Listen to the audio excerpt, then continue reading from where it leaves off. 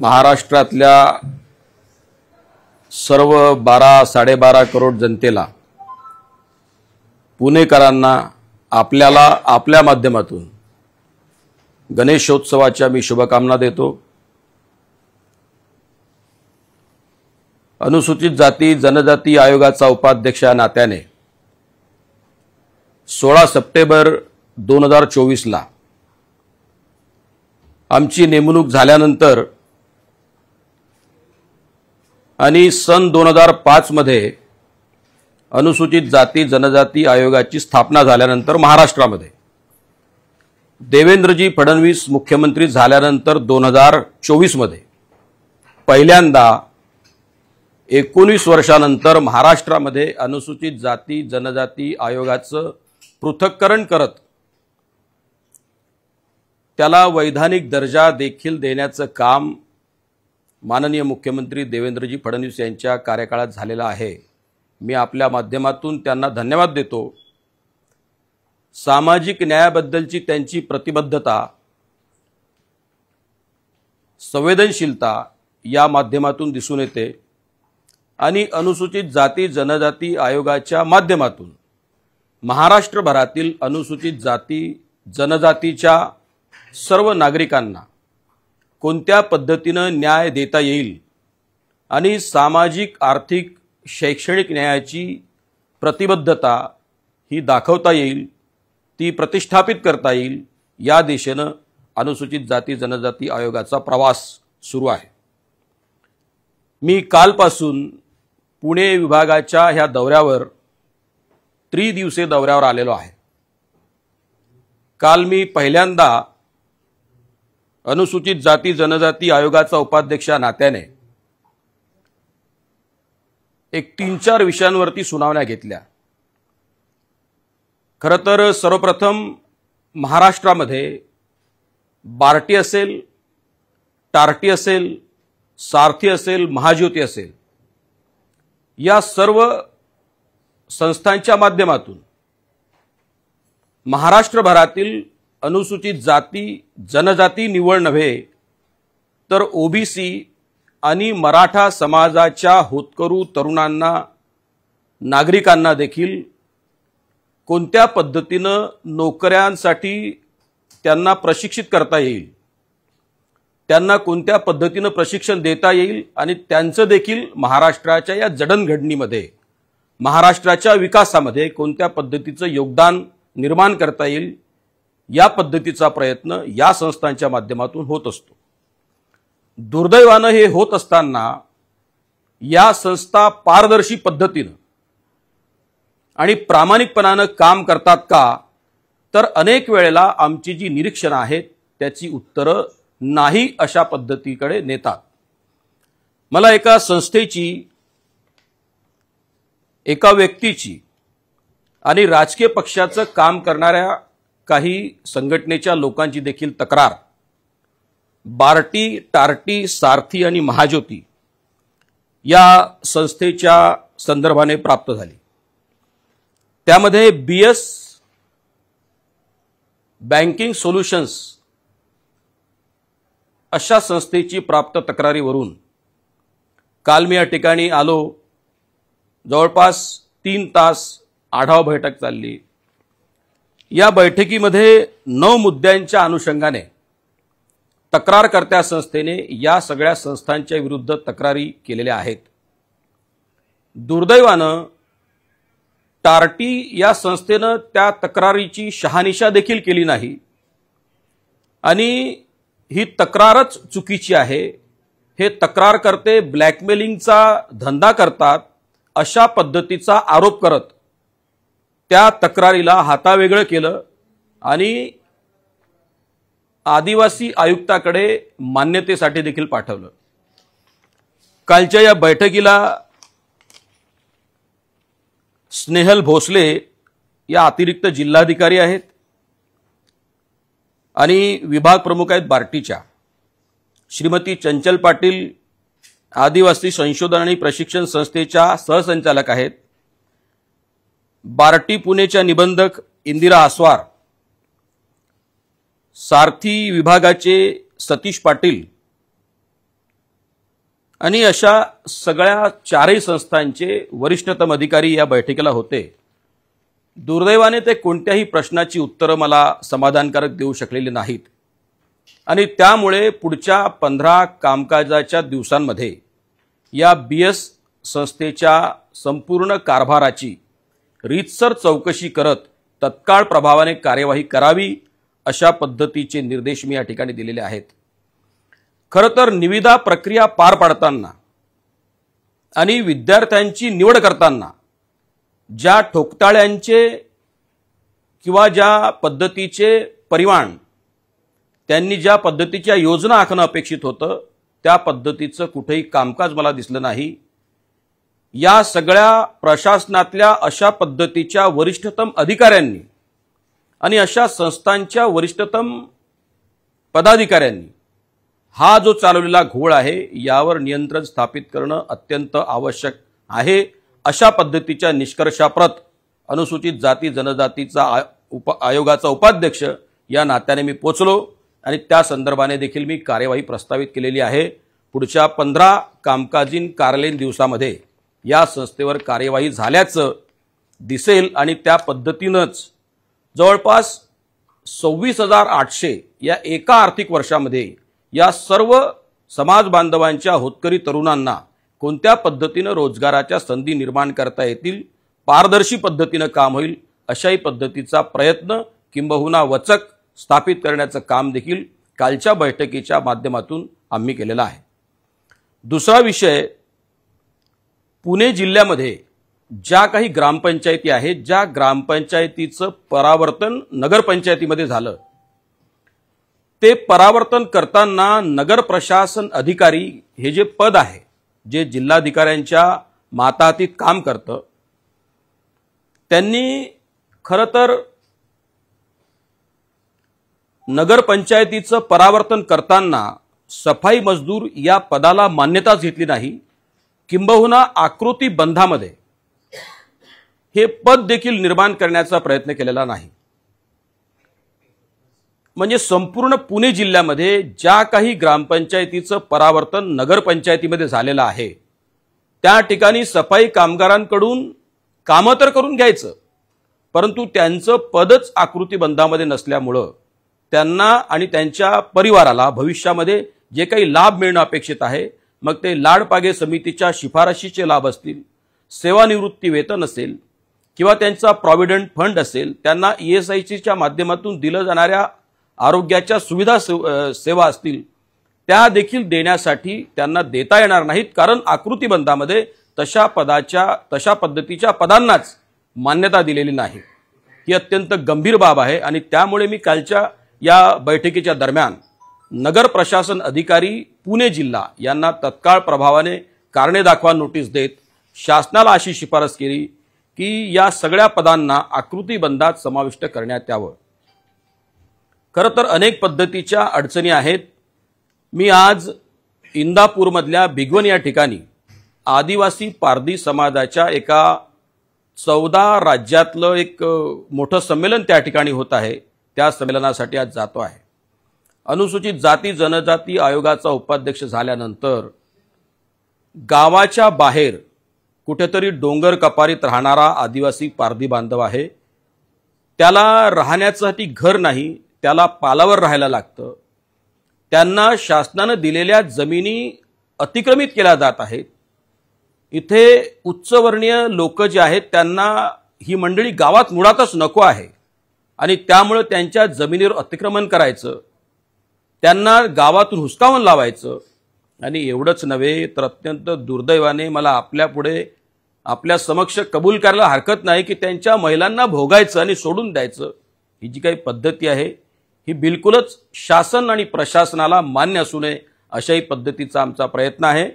अशा आदिवासी पारधी बांधवांना देखील या अनुसूचित जाती जनजाती आयोगाच्या माध्यमातून न्याय देता येईल का, या माध्यमातून आजचं हे संमेलन, आजचं आणि उद्याचं हे 2 दिवसीय संमेलन यशस्वी व्हावं अशा देखील पद्धतीचा प्रयत्न आहे आणि त्यांना देखील न्याय देण्यासाठी अनुसूचित जाती जनजाती आयोग कटिबद्ध आहे।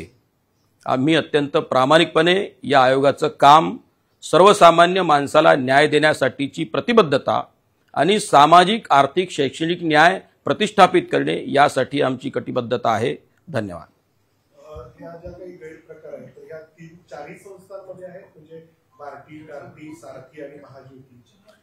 खरं तर ही समिती जी निर्माण केलेली आहे ही बार्टी, टार्टी, सारथी, महाज्योती या सगळ्या अधिकाऱ्यांचं ती समिती आहे आणि निविदा तयार करताना त्यातल्या ज्या अटी शर्ती आहेत त्या कॉन्स्टिट्यूट करणे याचं देखील काम ही समिती करते। परंतु या समितीचं इतिवृत्त देखील आम्हाला उपलब्ध करून देण्यात आलेलं नाही। जर एखाद्या गोष्टीचे अधिकार हे बीओजीचे आहेत, म्हणजे बोर्ड ऑफ गव्हर्नन्सचे आहेत, तर मग त्या गोष्टीचं निराकरण करण्यासाठी एखाद्या विषयात जर दुरुस्ती पाहिजे असेल तर त्याचं निराकरण करण्यासाठी देखील तो विषय बीओजी पुढे गेला पाहिजे। दुर्दैवानं आयुक्तांना अधिकार नसताना आयुक्तांना त्याचे निर्णय घेण्याचे अधिकार दिले जातात। हा घोळ या सगळ्या संस्थांच्या वरिष्ठतम अधिकाऱ्यांनी निर्माण केलेला आहे आणि या माध्यमातून अशाच पद्धतीनं जर न्यायाची अपेक्षा असेल तर माझं वैयक्तिक मत असं आहे किंवा आम्ही या निष्कर्षापर्यंत पोहोचतो की अशा पद्धतीनं सामाजिक न्याय किंवा इथल्या बेरोजगारांना न्याय देण्यासाठी हे लोक प्रतिबद्ध नाहीये। ही जी टेंडर आहे तर ती कशासाठीची होती, किती रकमेची होती, कोणत्या कालावधीमध्ये ती फ्लोट करण्यात आली? मी फक्त 2024-2025 या आर्थिक वर्षाचा आढावा घेतला। जवळपास 13 प्रकारचं प्रशिक्षण, मग ते नागरी सेवा पूर्व परीक्षेचं प्रशिक्षण असेल तर बँकिंग पर्यंत आणि पोलीस भरतीपर्यंत अशा विविध 13 प्रकारचं प्रशिक्षण या संस्थांच्या माध्यमातून पुरवल्या जातं। त्यासाठीची जी काही लिंक असेल, सॉफ्टवेअर असेल तशाही पद्धतीचं तयार करणं, त्या पद्धतीच्या अटी शर्ती तयार करणं आणि इथल्या महाराष्ट्रातल्या अशा सर्व समाजाच्या लोकांना त्यासाठीचं प्रशिक्षण देणं अशा पद्धतीचं काम या संस्थांच्या माध्यमातून चालतं। जवळपास महाराष्ट्रामध्ये 127 संस्थांना अशा पद्धतीचं काम देण्यात आलेलं आहे आणि त्या कामामध्ये अनियमितता झाल्याची शंका आत्ता माझ्या मनात कालच्या आढावा बैठकीच्या निमित्तानं निर्माण झालेली आहे। त्या पद्धतीच्या चौकशीचे आदेश मी कालच्या बैठकीत या सर्व संस्थांना दिलेले आहेत आणि 15 दिवसात त्यांचा अहवाल मला सादर झाल्यानंतरच त्याबद्दल निश्चितपणानं योग्य ते निर्देश अनुसूचित जाती जनजाती आयोगाचा उपाध्यक्ष नात्याने मी देईल। किती रकमेची टेंडर होती प्रशिक्षणासाठीची? 13 तुम्ही म्हणता। एक लक्षात घ्या, जर बार्टीचं बजेट प्रावधान हे 300 करोड रुपयाचं आहे तर त्या संदर्भाने संपूर्ण पैशांचं देखील इव्हॅल्युएट होणं अत्यंत आवश्यक आहे की कोणत्या गोष्टीसाठी किती रुपयाची तरतूद केल्या गेली आणि किती रुपये त्यासाठी वापरले गेले याही पद्धतीचं आकडेवारी काल त्यांनी मला उपलब्ध करून दिलेली नाही। परंतु एका संस्थेचा जेव्हा मी आढावा घेतला तेव्हा बीएस संस्थेला शेवटचा त्यांनी जे बिल आहे, देयक आहे ते 55 लाख रुपयाचं दिलेलं म्हणजे थांबवलेलं आहे। आणि दुसरं महत्त्वाचं की 22/5 म्हणजे 22 मेला महासंचालक बार्टी यांनी त्या संस्थेचं देयक देऊ नये, थांबावं, स्टॉप पेमेंट अशा पद्धतीचे आदेश स्वतःच दिलेले असताना पुन्हा त्या संस्थेला देयक कोणत्या कारणाने दिलं आणि स्वतःचा आदेश कसा फिरवला हे देखील निरीक्षण माझ्या कालच्या आढावा बैठकीत निघालेलं आहे। त्याच्या संदर्भाने देखील मी चौकशी करून त्यांना कारणे दाखवा नोटीस बजावलेली आहे।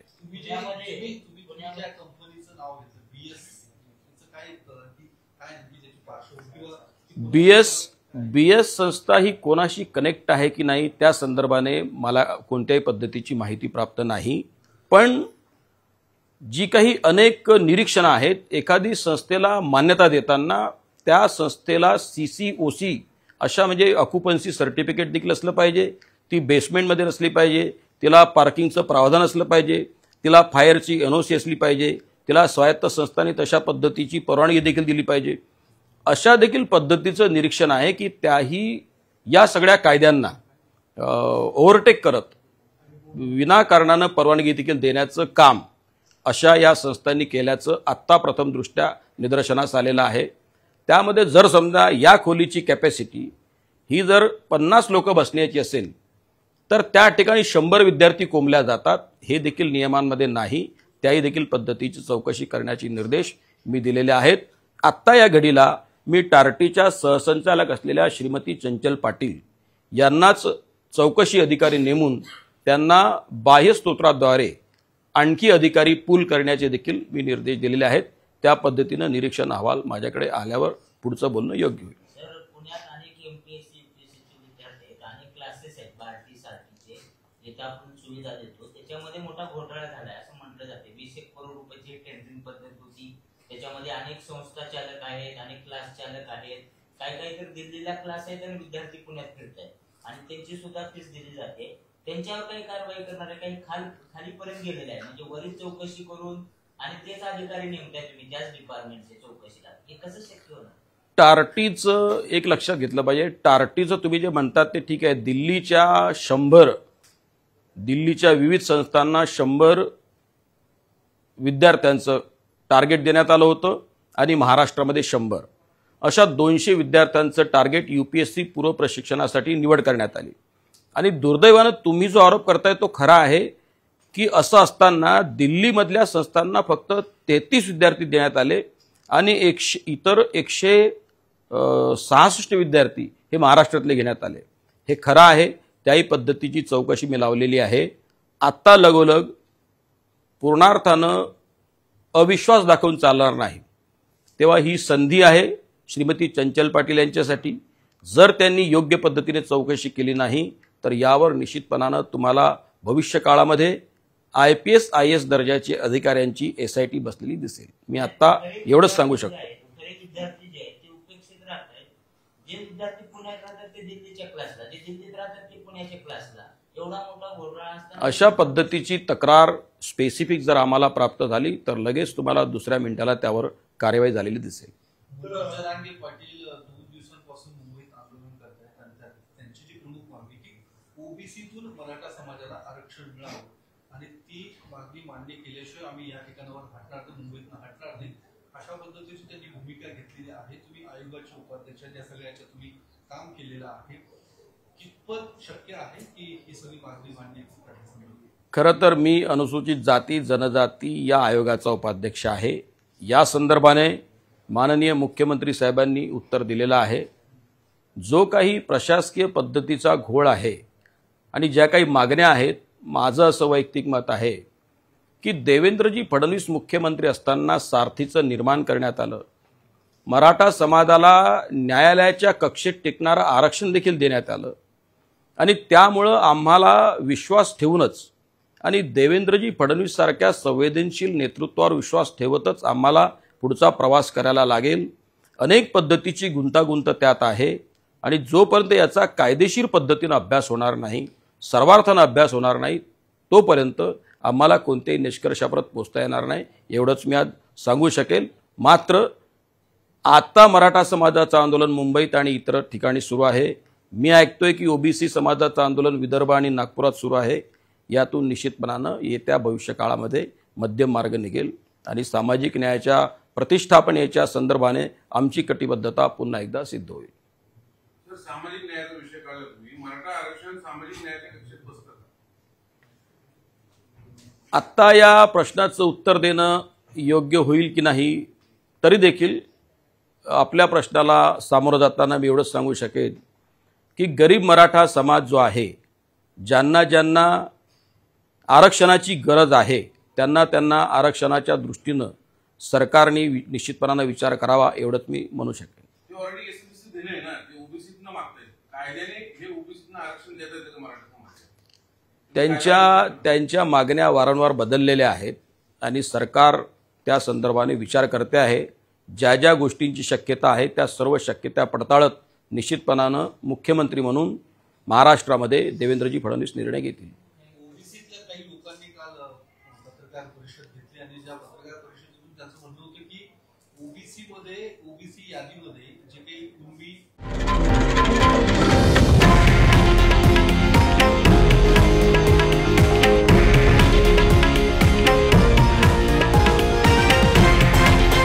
हे आहे देशातील नंबर 1 न्यूज नेटवर्क आणि आपण पाहत आहात TV9 मराठी, एकमेव।